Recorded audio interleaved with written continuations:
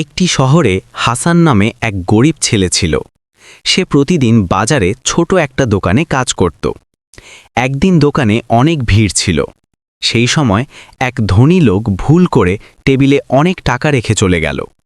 হাসান সহজেই টাকাগুলো নিজের কাছে রাখতে পারত, কারণ কেউ দেখেনি। কিন্তু সে মনে করল আল্লাহ সব দেখেন, তাই সে দৌড়ে গিয়ে সেই লোকটিকে টাকাগুলো ফিরিয়ে দিল। ধনী লোকটি অবাক হয়ে বলল, তুমি চাইলে এগুলো রেখে দিতে পারতে, ফেরত দিলে কেন? হাসান বলল, হারাম টাকা নিয়ে আমি শান্তি পাব না। লোকটি খুব খুশি হয়ে তাকে পুরস্কার দিল এবং নিজের বড় দোকানে কাজের সুযোগ দিল। শিক্ষা: সততা ও আল্লাহকে ভয় করা মানুষকে সম্মান ও সফলতা এনে দেয়। ভালো লাগলে অবশ্যই আমাদের চ্যানেলে প্রবেশ করুন এবং সাবস্ক্রাইব করুন। সামনে আরও সুন্দর ইসলামিক গল্প আসছে ইনশাআল্লাহ।